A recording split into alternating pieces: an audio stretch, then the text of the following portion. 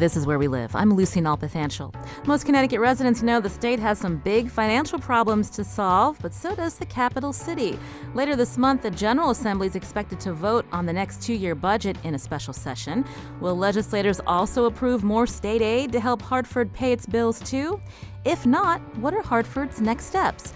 Today, Where We Live, we explore one option Mayor Luke Bronin has hinted at: bankruptcy. Are you a Hartford resident? How concerned are you that your city could file for bankruptcy if the state doesn't come through with an additional $40 million in aid?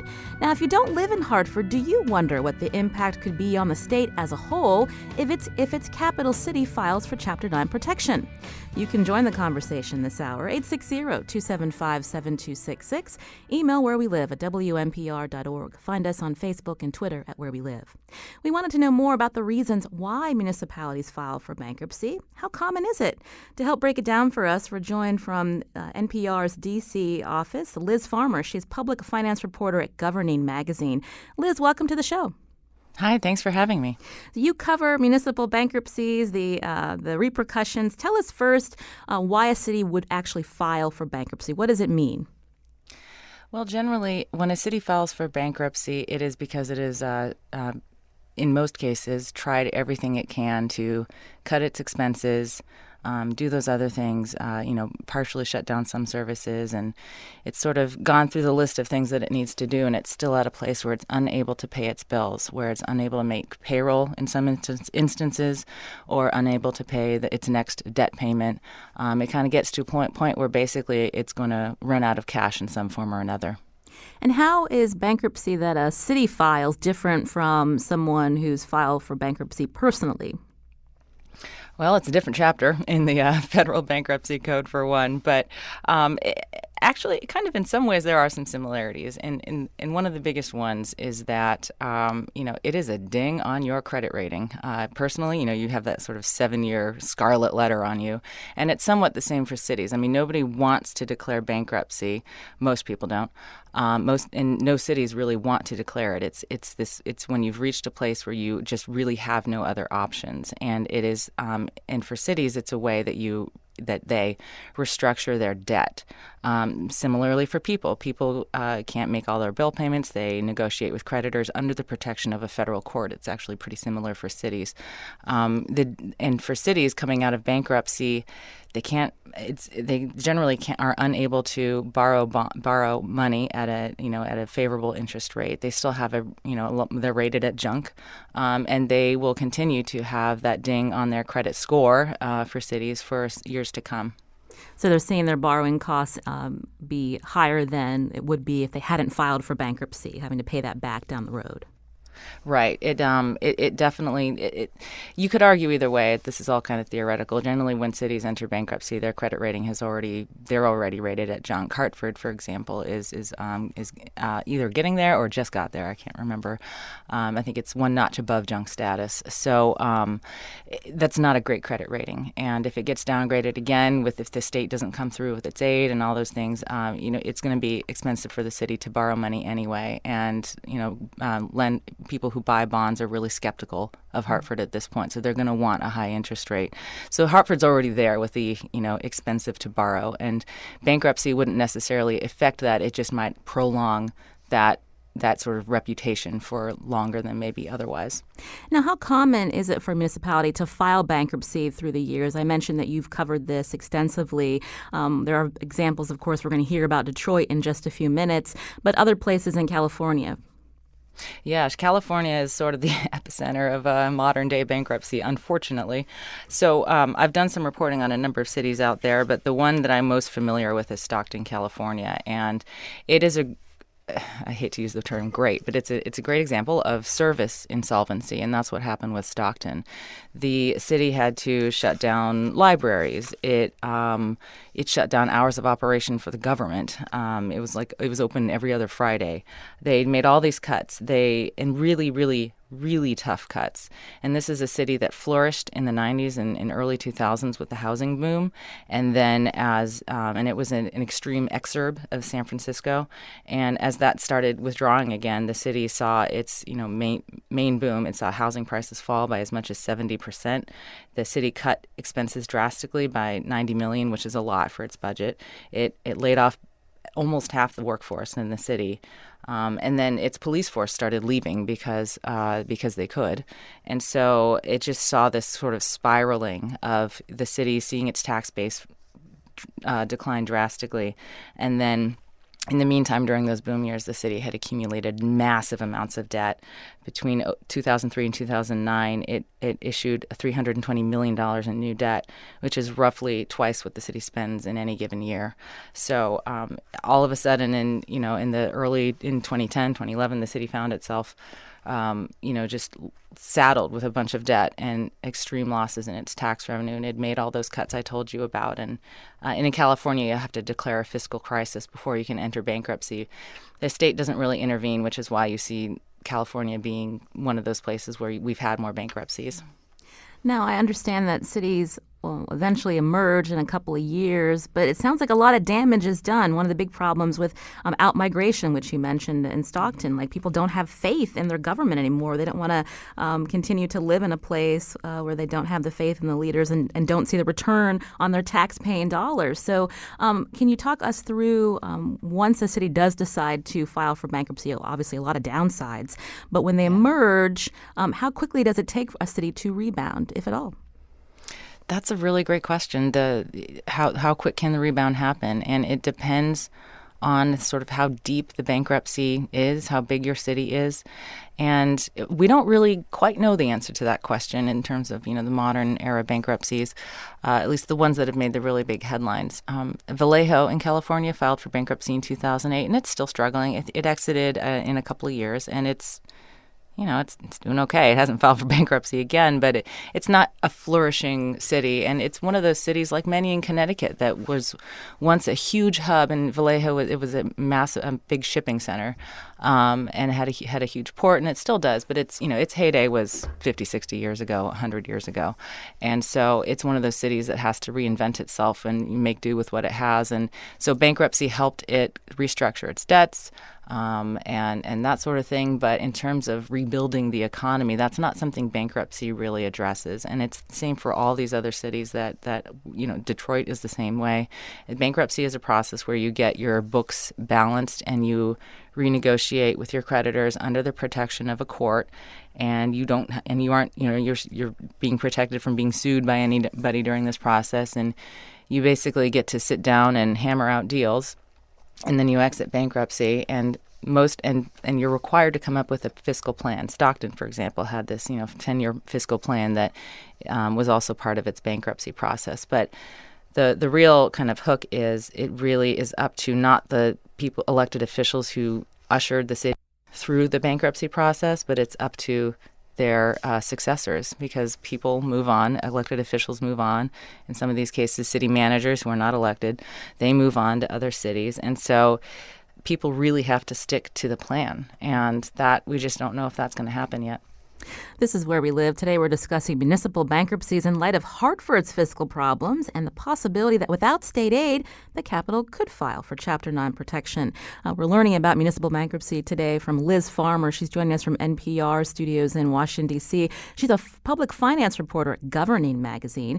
Now, one of the best-known cases of a city filing for bankruptcy is the Motor City. To tell us more, we invited Nathan Bomey to the show. He's a business reporter at USA Today, author of Detroit Resurrected to Bankruptcy and Back. He covered Detroit's bankruptcy for the Detroit Free Press. Nathan, welcome to Where We Live. Hey, thanks for having me.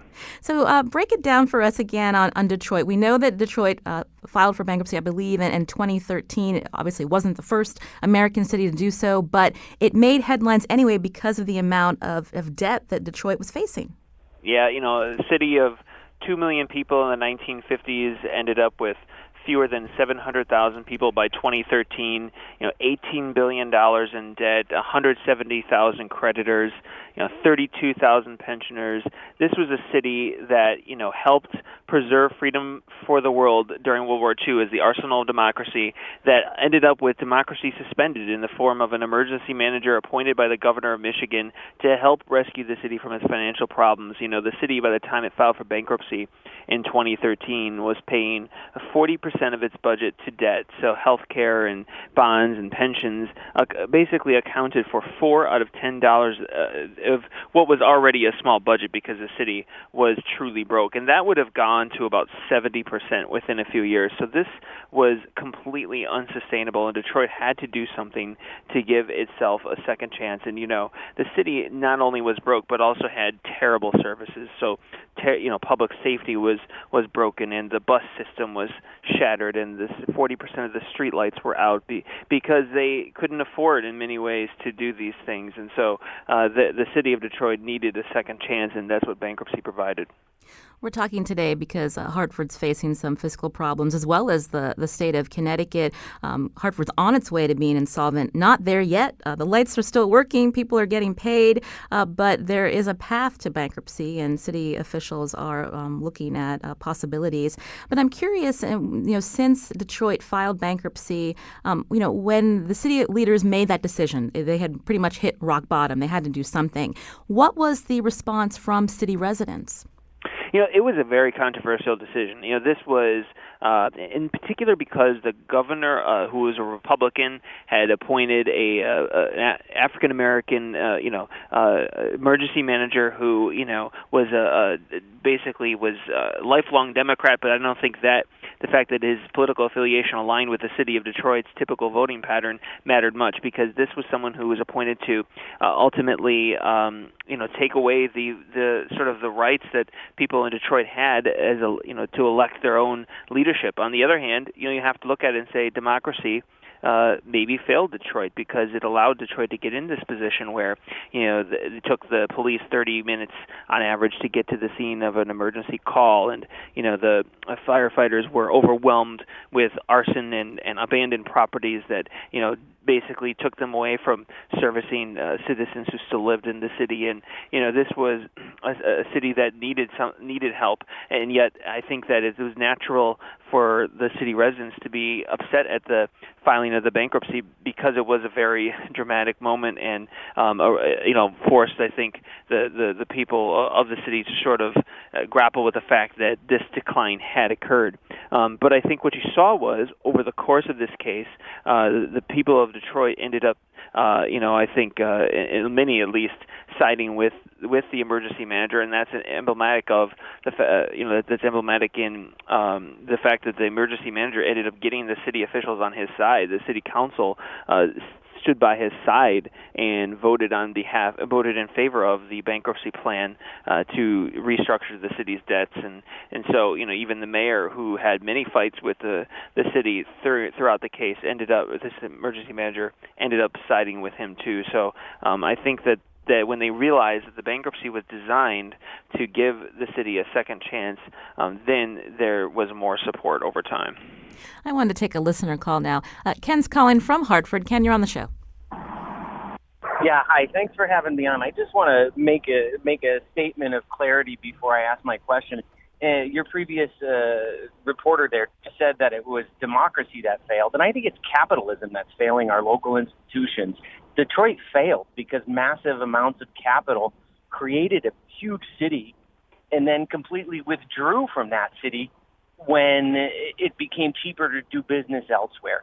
So, and I think that's what we're seeing with Hartford. But I want to find out what it is that the actual savings is. So Detroit spent $170 million on attorney's fees, from what I gather, according to Tom Condon's article in the Connecticut Mirror yesterday.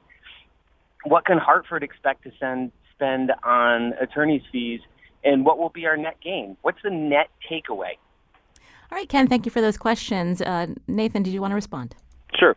Outstanding questions, and I agree with you that capitalism did fail Detroit in the sense that the outflow of industry and the automotive industry's collapse over years, led in many ways to Detroit's revenue collapse, and you can also look at the massive population loss that Detroit occurred as having been significant. But I would layer on top of that the much mismanagement and missteps that were made on behalf of the city's leadership, and the massive borrowing that occurred over time was also a significant factor.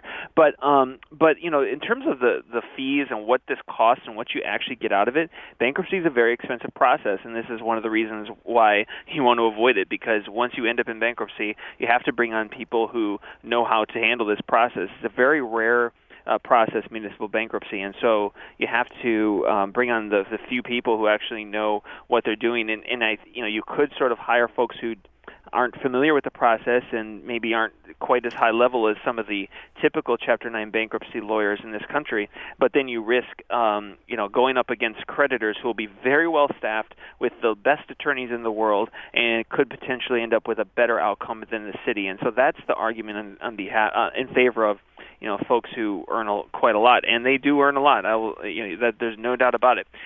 The outcome in Detroit, well, the city was paying 40% of its budget to debt before the bankruptcy. After it was over, they had about, depending on how you look at it, between 20 and 30%. More like 20% of the budget is now going toward debt. So that's a ballpark figure, but essentially they have $100 to $200 million per year to spend on services that they didn't have before. And so, that's good news. It's breathing room. It's not a massive amount of leeway. So the city has to continue to be very prudent with the way it spends and borrows.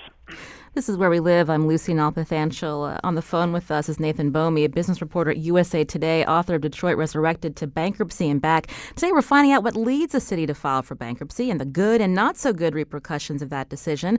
Liz Farmer is also here with us, public finance reporter at Governing Magazine. Coming up, we're going to hear more about Detroit and find out how other cities closer to Connecticut have dealt with financial crises. There's other options out there before a city files for bankruptcy. We'll learn more, and you can join the conversation too, 860-275-7266.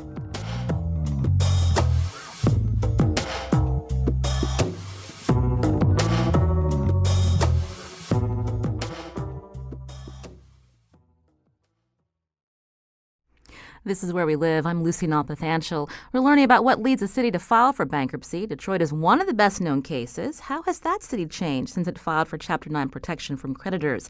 And what about cities closer to home? Are there lessons Hartford can learn before it makes a decision if it doesn't get the $40 million in state aid it's hoping for? You can join the conversation, 860-275-7266. Coming up, we'll hear from the Connecticut General Assembly's House Majority Leader later in the show, but I wanted to go back to Detroit and Nathan Bomey, business reporter at USA Today, author of Detroit Resurrected to Bankruptcy and Back. He covered Detroit's bankruptcy for the Detroit Free Press. I wanted to learn a little bit more about the resurgence that's happening in Detroit since it emerged from bankruptcy, Nathan. What's going on there now?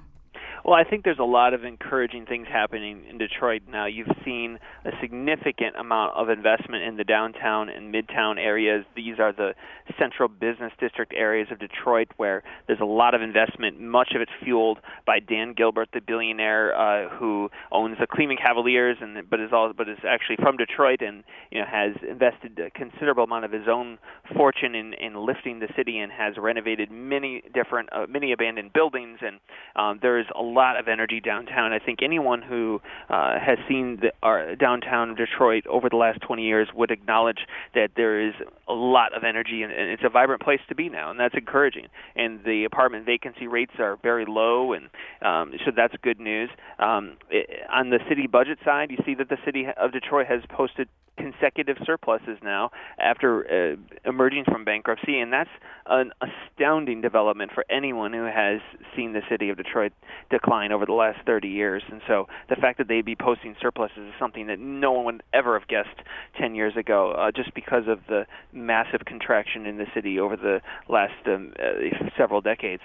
But but unfortunately, many of Detroit's challenges remain. This is a city that is still broken in many ways because the school system, for example, there's this lack of basic opportunity for students there, and there's a controversy over how to overhaul the schools. And without good schools, I don't think that young families will move to Detroit anytime soon. And so, there's also continues to be a crime problem in Detroit, which has a major problem with violent crime. In fact, the murder rate in Detroit remains one of the highest in the country. And so, that although it has come down, and that's good news as well. So, and then lastly, I'd mention the lack of economic opportunity.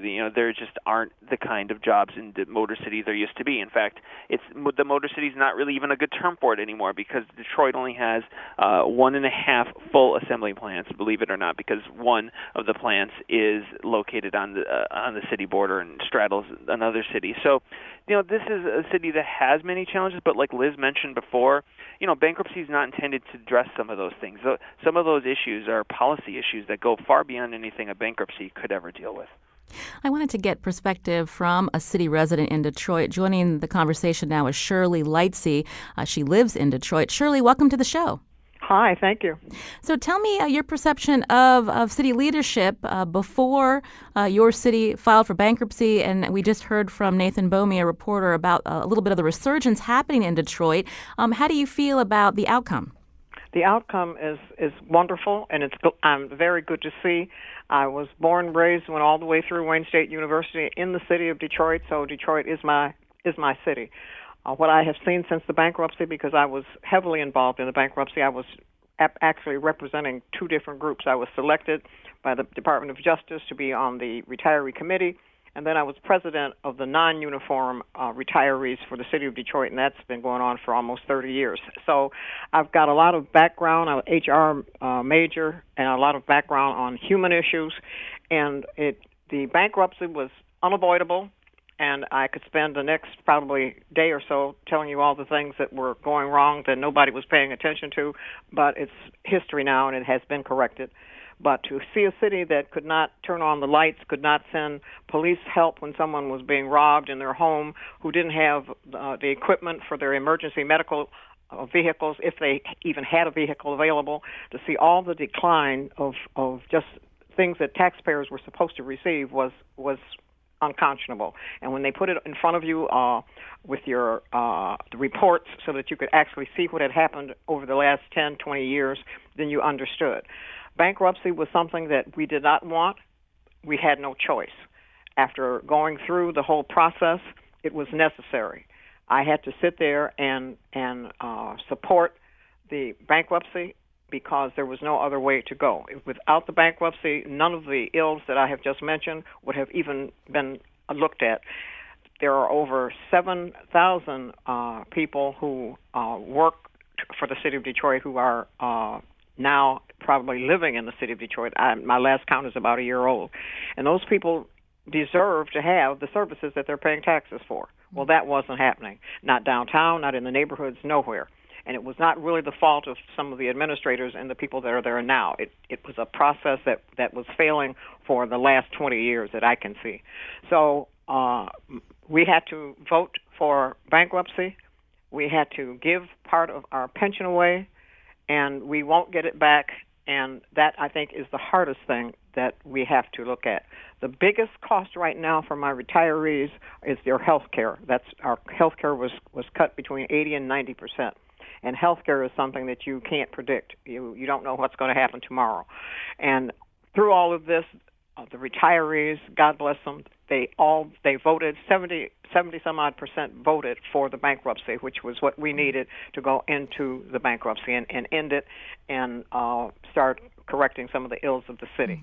Now, Shirley, can I ask you, you mentioned a lot of the sacrifice by city residents, city workers, retirees having to do give-backs. Why are the people that have stayed in Detroit, why did they stay? Why did they what? Why did they stay in Detroit? The people that have stayed in Detroit since the bankruptcy. Well, many are old. Out of the 11 or 12,000 retirees that we have, probably 6,000 or 7,000 of them still live in the city of Detroit. They're old. They paid for their homes. Mm-hmm. They worked. They did what they were supposed to do. They got to the point where they thought they were going to have a comfortable retirement because they had saved and worked for that. Some of them didn't, as we know. Some of them were frivolous and threw away their money, but I would say the majority of them did what they were supposed to do. They had a three-legged stool, and all of a sudden this comes along and just knocks it out from under them. So they stayed because they have no choice. All of those who could move and wanted to have moved, and that's part of the problem, because when they move, there go tax dollars, because you may not have someone to pick up the slack that piece of property left. So it's very difficult to actually measure some of those things. It can be done, but I don't think it's been really measured. But can you imagine working for the city of Detroit for 30, 40 years, and then when you retire, all of a sudden your lights are out on your street. You can't get someone to come to your home because they're breaking in your house. You can't get assistance because you're having a heart attack, all of those things, and you've done everything right. Our retirees did what they were supposed to do. They followed the process. They followed those that were leading them, and they were led astray.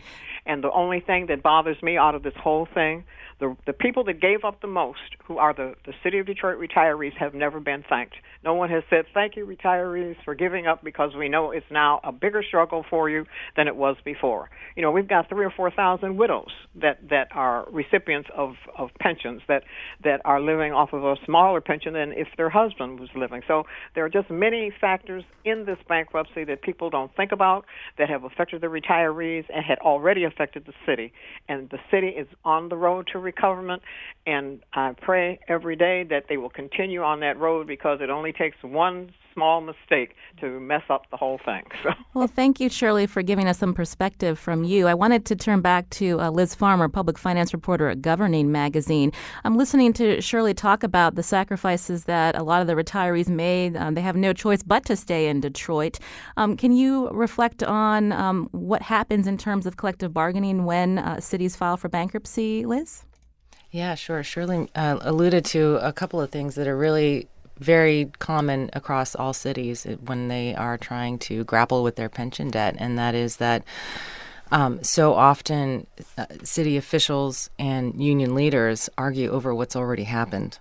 And they argue over mistakes made by past officials and promises made. And pensions are a promise. Pensions are a contractual obligation, and it has different strengths depending on what state you're in. But generally, you cannot cut pensions. And so what happens is that typically,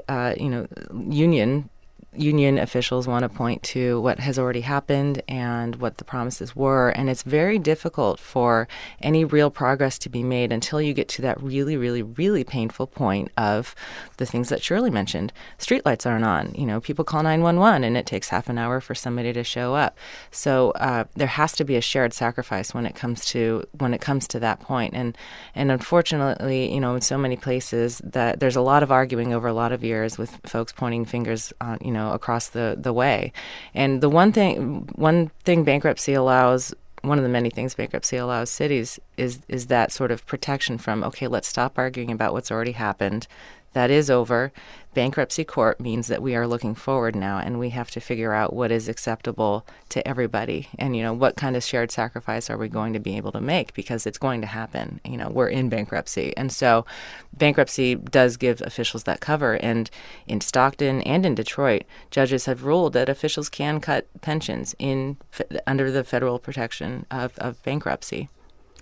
This is Where We Live. I'm Lucy Nalpathanchel. Today we're talking about what happens when a city files for bankruptcy in light of one of the options on the table for Hartford. They're not there yet, but we wanted to learn from other examples and other options before a city files for bankruptcy. We're going to learn about that in just a few minutes. I wanted to turn back to Nathan Bomey, again, who's joining us by phone, business reporter at USA Today, author of Detroit Resurrected to Bankruptcy and Back. Detroit, a much bigger city than Hartford. What lessons can Hartford learn in Detroit's path? Well, I think that one of the things to keep in mind is that bankruptcy is a very unknown process, in the sense that once you enter it, things can happen that you don't intend. And one of the key lessons would be to watch out for city assets, because although Chapter 9 bankruptcy law does not require cities to sell assets, and in fact cities cannot be forced to do so, it's one thing that probably will be considered during the process to help stabilize the budget. So if the city of Hartford owns certain property or assets that could be liquidated to help preserve city services or to help pay off creditors, that's something that might be considered. And then secondly, I'd also consider the actual management process through which this bankruptcy is led. One of the reasons why Detroit's bankruptcy went fast was because the emergency manager who was appointed to lead the city did not have to consider the elective process, and that's a very controversial statement, and I don't necessarily make an endorsement or condemnation of that process. I just mention it to say that what it allowed the city of Detroit to do was to make split-second decisions that are required in bankruptcy court, versus when you have elected officials in control of a bankruptcy, there can be much debate about what to do, and that can really slow the process down. And so that's why most municipal bankruptcies have taken years, and there are other factors as well, but that's the primary reason. And so if Hartford ends up in bankruptcy, one thing they may need to consider is appointing someone who has the authority to make some of these decisions without having to get the approval of the elected officials. And so that's just one of many different factors that you have to consider when you end up in bankruptcy court. Well, thank you, Nathan Bomey, for joining us. Author again, Detroit Resurrected to Bankruptcy and Back. He covered the Detroit bankruptcy extensively when he worked for the Detroit Free Press. Nathan, thanks for your time today. Hey, thank you so much. Now, I mentioned we wanted to speak about some of the options on the table before a city files for bankruptcy. Joining the conversation now is Mike Dobbs, managing editor for Reminder Publications in Western Massachusetts. We invited Mike to the show because we understand that Springfield, our neighbor to the north, actually was very close to bankruptcy, and the state, and they came up with an idea to help the city of Springfield, and it was through a financial control board. Mike, welcome to the show. Hi, thanks very much for having me. So give us an update first, but give us a little we'll backtrack a little before we find out how Springfield is doing today. What led Springfield to go this route, this financial control board route, instead of filing for bankruptcy? Well, in 2004, Charlie Ryan became the new mayor of Springfield, and he discovered, much to his horror, that Springfield was teetering on bankruptcy.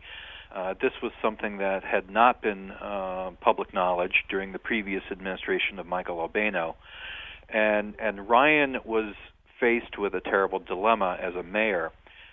He had to find money to run the city, but that money was not apparent.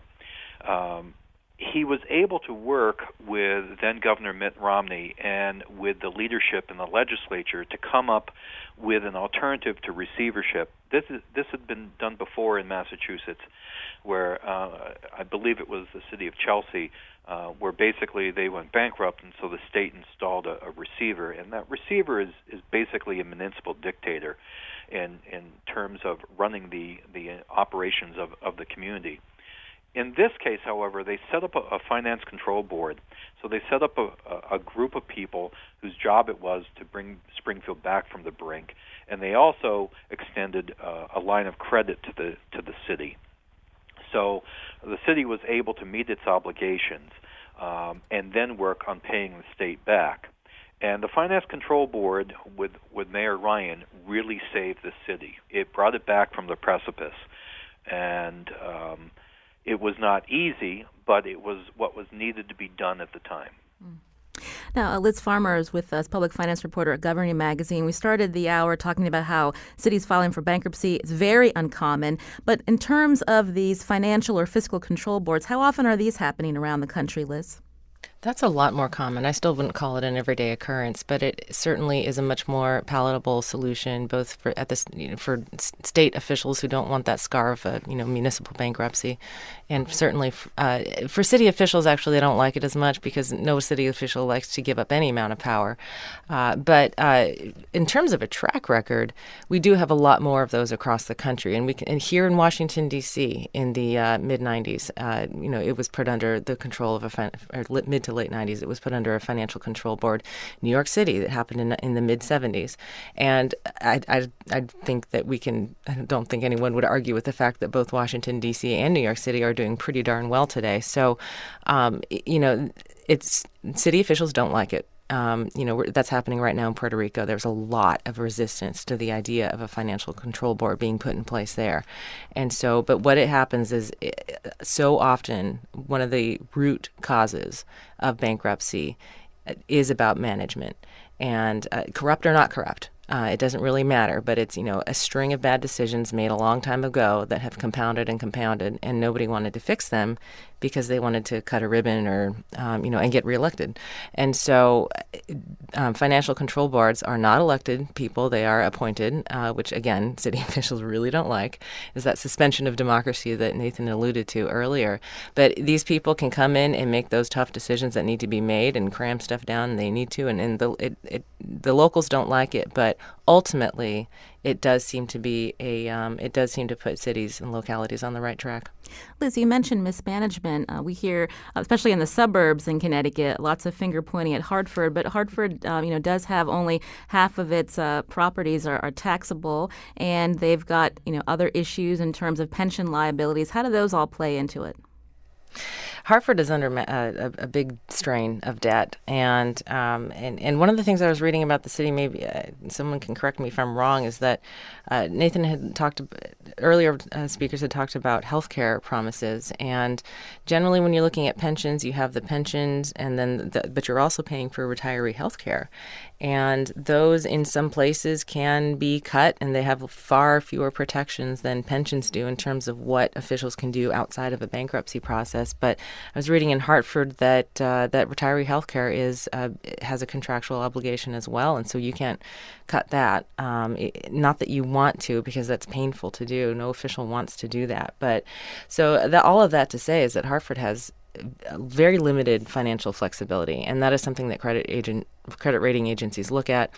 Not only does it have limited financial flexibility in terms of its general its fund balance, its kind of leftover money at the end of the year is almost insignificant at this point. Roughly half of its budget relies on state aid, and we're looking at a state that is in its own fiscal crisis. So there's a huge amounts of uncertainty for the city, and all of that plays into its finances. And nobody who likes uncertainty, and so officials don't know how they can plan. They don't know how they're going to even cut into these mounting liabilities because retirees are living longer, the healthcare is more expensive. They have this bond debt, and now it's more expensive for the city to borrow. So it is struggling to do anything about its mounting debt load, and that just means the leftover money it might have to run the city is going to be less and less. I wanted to go back to Mike Dobbs, managing editor for Reminder Publications in Western Mass. Before we head to break, Mike, I understand that MGM is now investing a lot of money into Springfield with the casino coming around the corner. Tell us about that impact on the city. Well, Springfield was chosen as one of the places to put one of the three casinos that we now have, or we're planning to have in Massachusetts. MGM is investing nearly $1 billion into its downtown casino. What's probably most important to our municipal budget is the fact that MGM has started paying ahead of schedule certain payments and fees to the city, which then has used that for our municipal budget. It's sort of robbing Peter to pay Paul to a certain degree, but at least we do have this money because with increases with various expenses, Springfield is in much better shape than it was 10 years ago. But it's still, at the same time, it's facing some urban challenges. I want to thank Mike Dobbs for giving us a little perspective on Springfield. Thank you for your time, Mike. Thank you. When we come back from the break, Representative Matt Ritter of Hartford will join us. He's Majority Leader in the House. How likely is it that the state of Connecticut will give Hartford what it's been asking for, the money it needs to stay afloat in the tune of $40 million? But that's a short-term fix. We'll ask him what else needs to happen for the city to avoid bankruptcy in the future. This is Where We Live. I'm Lucy Nalpathanchel. Join the conversation, 860-275-7266.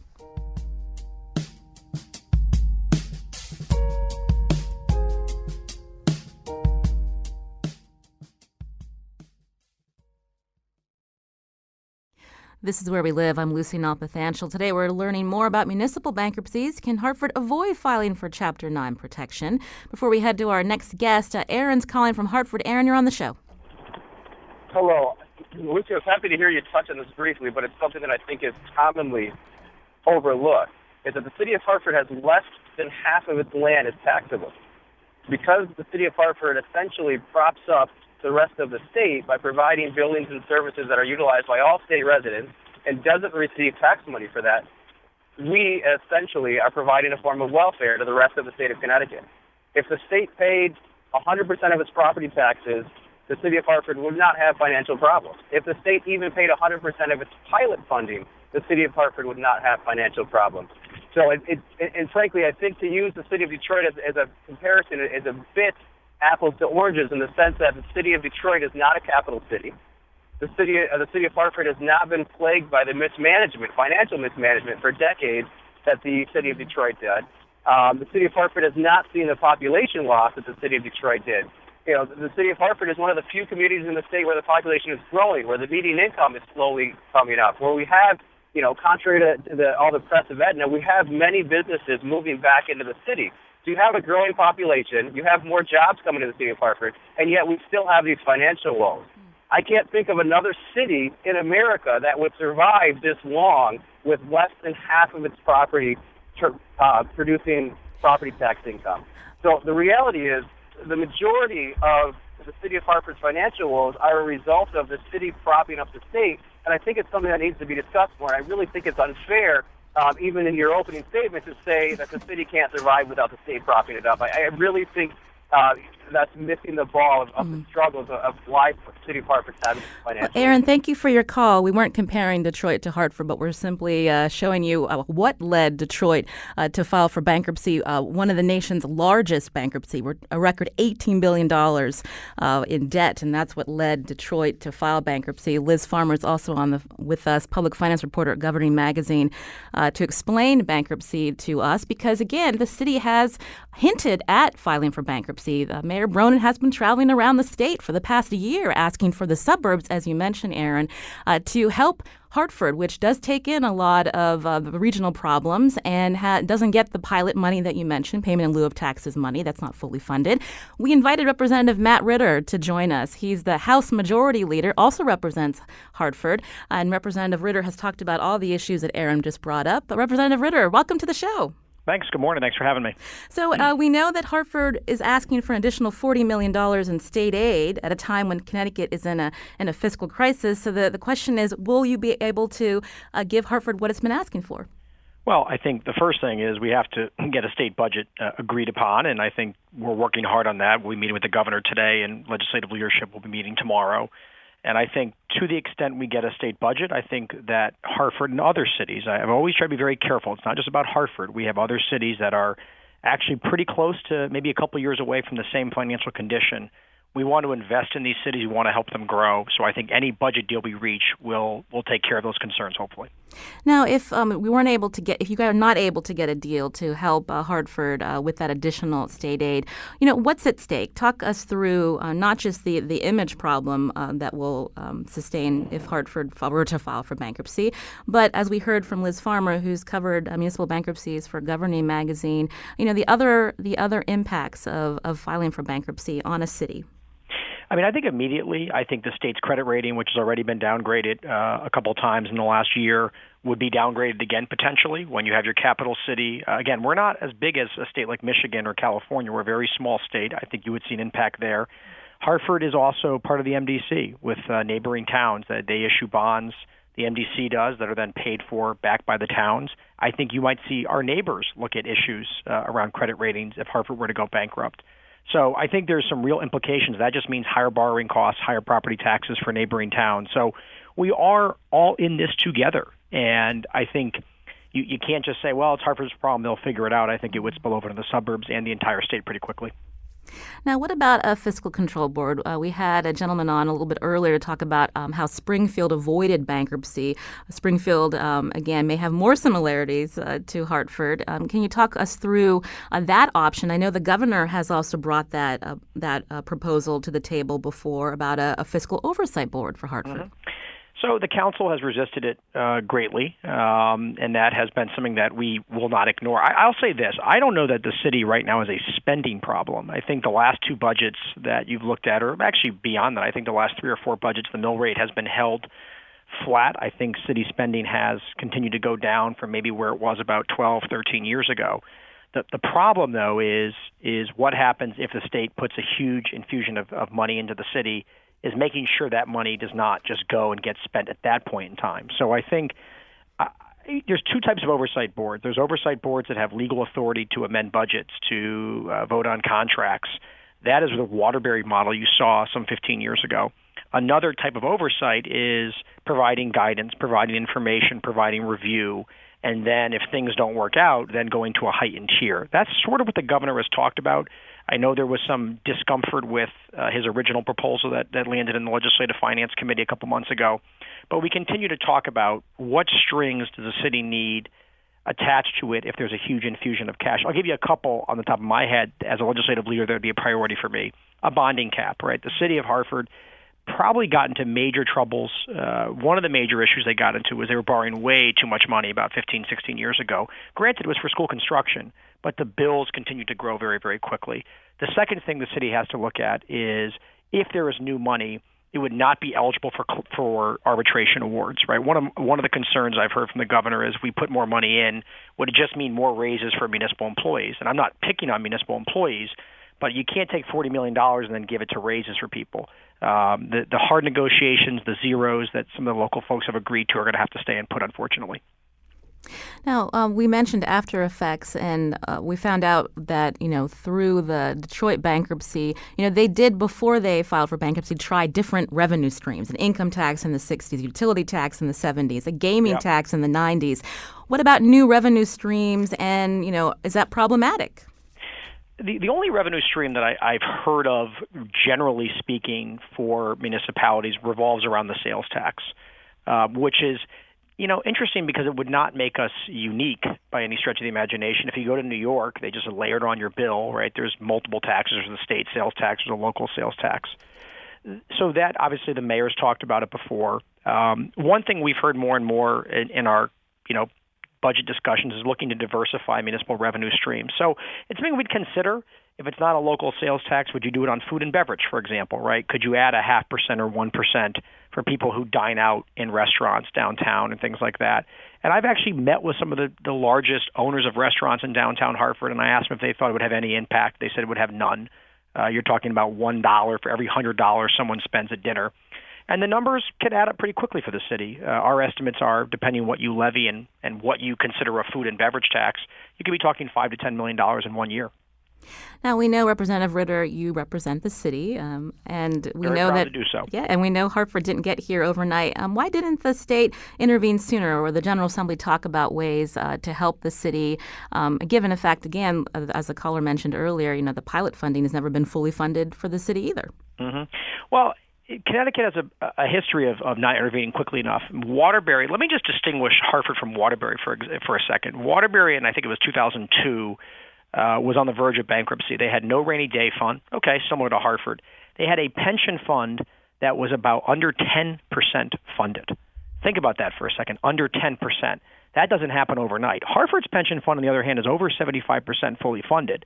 In many cases, it is exactly what many towns in the state wish they had. So Hartford is a little different than where Waterbury was and other municipalities. But unfortunately, what tends to happen is it's natural for people in local office to say everything is fine, right? Because you got to run again. And I think that it's just a natural human instinct to say, we can handle it, we'll figure it out next year. A lot of towns go year to year, and you have good budgets, you have bad budgets. And I think this is a wake-up call, because I've kept saying this. It's not just Hartford. Bridgeport, Waterbury, in particular, West Haven's another town, have a lot of similar problems right now. And so if we just say, let's fix Hartford and not worry about the other communities, they're going to be here in 2 or 3 years as well. We have to begin to make investments. And if you haven't noticed what's happened with Aetna and with GE in the last couple of years, it's really about where do people want to work and live, and cities as the wave of the future. And Hartford, by the way, is growing leaps and bounds. 2,000 new apartments downtown. UConn moving from West Hartford. So there is momentum. The most important thing is that we don't, stop the momentum. We keep it going. Representative Ritter, you said you're confident that the additional $40 million will come through for Hartford, but your colleagues from the suburbs, they have constituents who feel like Hartford is mismanaged. They keep getting money and it's not spent in the right ways. I mean, what do you say to your suburban colleagues to get that money for Hartford before June 30th? Yeah. Two things I would say. One is if you live in the suburban towns around Hartford, I guess as you work here, many or someone who does in your family or friends. So everyone has an investment in this at the end of the day. And you want your capital city to thrive. You want the places where you work, where your businesses are trying to grow jobs. You want them to be stable financially. The second thing I would say is I don't disagree. Right? There's been some financial mismanagement. The soccer stadium comes to mind as one of the biggest examples of recent notice that's now under investigation. There's been contracts that were voted on that were too rich, too lavish, right? I think if we could all go back in time in the 80s and 90s, we probably would say, does it make sense for people to collect overtime in their pensions and be able to spike them the last 3 years? What I would say is a lot of changes have been made. Representative Ritter, we are running out of time. We do thank you for your time. We'll keep our eyes peeled on the state legislature as you work to vote on a budget as well as whether that money comes through for the city of Hartford. Representative Ritter, also Liz Farmer, thank you so much for joining us from Governing Magazine. This is Where We Live.